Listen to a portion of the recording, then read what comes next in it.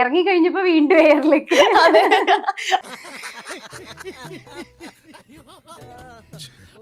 ഒന്നും നിക്കാൻ പറ്റണ അവസ്ഥയിലല്ലായിരുന്നു.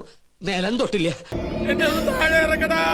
അല്ലെങ്കിൽ എനിക്ക് സത്യം പറഞ്ഞാൽ ഞാൻ എയർപോർട്ടിൽ എത്തുന്ന സമയത്ത് ചാച്ചനൊക്കെ വന്നിട്ട് മോളെ എയർലാൻഡ് അയ്യോ അതെന്ത് നിന്റെ കയ്യിലിരിപ്പതായിരുന്നല്ലോ. സാരില്ലടാ, നീ എവിടെ പരിപാടി അവതരിപ്പിച്ചാലും ഇത് തന്നെയാണല്ലോ നിന്റെ വിധി. ഹരിക്കോച്ചന്റെ അടുത്ത് പറയാണേ, എടി നമ്മുടെ ഫാമിലിയിലെ ഫസ്റ്റ് പൈലറ്റ് നീയാണ്. ഞാൻ അതെന്താ അങ്ങനെ പറഞ്ഞേ? കാരണം ചാച്ചന്റെ ഓട്ടോയൊക്കെ എയർലാ. എനിക്കറിയാം, നിനക്ക് ഞാനെന്താ ചെണ്ടേ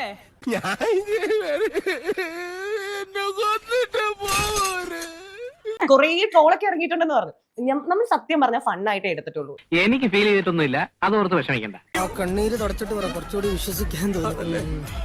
ഞാൻ എന്തായാലും സാറ്റിസ്ഫൈഡ് ആണ്, കാരണം ചോദിക്കാനുള്ളത് ചോദിച്ചു. ഇവിടെ ഒരു കുഴപ്പമില്ല, ഞാൻ ഓക്കെയാ. നിനക്കൊക്കെയാണെങ്കിൽ എനിക്കൊരു കുഴപ്പമില്ല അല്ലടി. ഇങ്ങോട്ട് ചോദിച്ച് ചൊറിയാൻ വന്നതിനുള്ള മറുപടിയും തിരിച്ചു കൊടുത്തു. വെറുതെ ഇങ്ങോട്ട് ചൊറിഞ്ഞു കയറി മാന്ത് വാങ്ങി പോവല്ലേ, ഞാൻ മാന്തി പൊളിച്ചോളെ. മുതലാളി ഉണ്ടല്ലോ, വേറെ ലെവലാ. ക്ലോസ് ആയിട്ടുള്ള ആൾക്കാർ വന്നിട്ട് പറഞ്ഞു ബിൻസിയാർ ഞാൻ എയറിലാണ് എന്ന് പറയുമ്പോൾ ഞാൻ ഓ റിയലി ഇതെങ്ങനെ കേറി? കേറിയതല്ല, എന്നെ കേറ്റിയതാ. അത് കയ്യിലിരിപ്പിന്റെയാ. അതെ, കയ്യിലിരിപ്പിന്റെ